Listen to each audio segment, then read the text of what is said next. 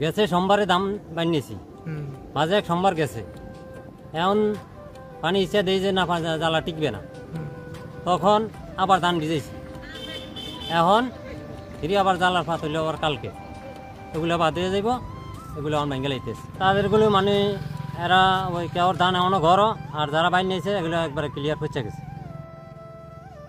বানিয়ানোর মতন এমনও কোনো সুযোগ নাই, কেরে জোয়ারিয়া পানিয়ে উঠতেছে, জোয়ারিয়া পানি আপ ডাউন করতেছে, উঠতে নামতেছে, এই জন্য এই কারণেই হ্যাঁ এই কারণেই প্রবলেমটা বেশি, জোয়ারিয়া পানিটার কারণেই প্রবলেমটা বেশি। তারপর তো আরও পরিস্থিতি খারাপ, তাহলে দেখা গেল যে এগার জমিনে এমনও জ্বালা বিছনাথ এমনও একাডু পানি।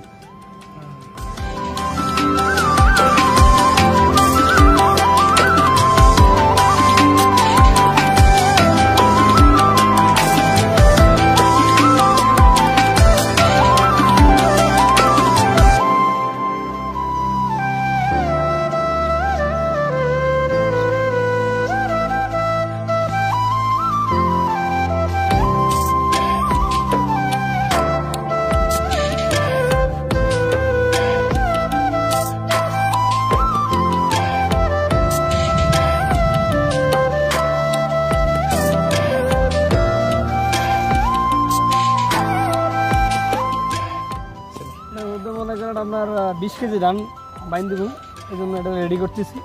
সকালে তো ইয়ে করছিলাম, এখন আবার বৃষ্টি আবার ঘুরে গেছে, এখন পানি ইয়ে করতেছি, আবার পুনরায় আবার হিরা ইয়ে করে আবার বাইন দেবো।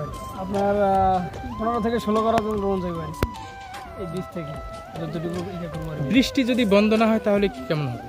বৃষ্টি বন্ধ না হলে আল্লাহর উপর ভরসা করে থমু বান দিয়া, এরপরে প্রতিদিন বৃষ্টি হবে আর পানি হিসেবে আল্লাহ যা করে করবো।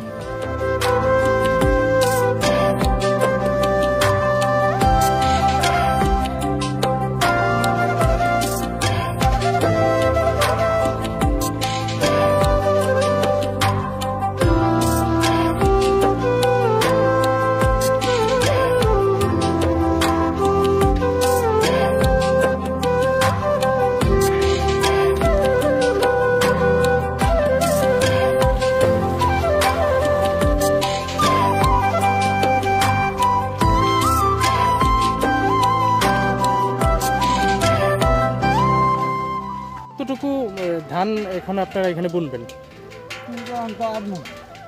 মানে 20 কেজি। 20 কেজি কতটুকু জমিতে? 20 কেজি ধরেন 8 করা, 8 করা। এই বীজ তুলে যদি আল্লাহ সঠিকভাবে দেয় তাহলে 8 করা, 8 করা বা 10 করা, আটাটা 64%। আমাদের তো ধরেন এর আগে কি আপনারা বীজ ফেলছিলেন? বীজ এর আগে ফেলেননি, এই বড় আছে। আচ্ছা আচ্ছা।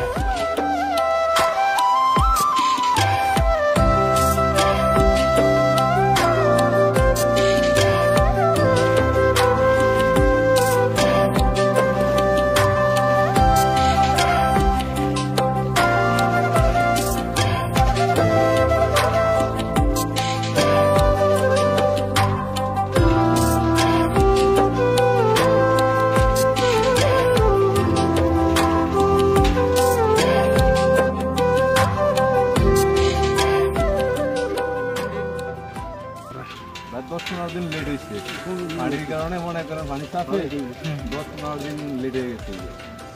এখন পানি মনে করেন আইল দুইটা রয়েছে, আইল উঠা করিয়া দিয়া পানি হিসা, তারপরে মানে জ্বালা খাওয়াইতেছে।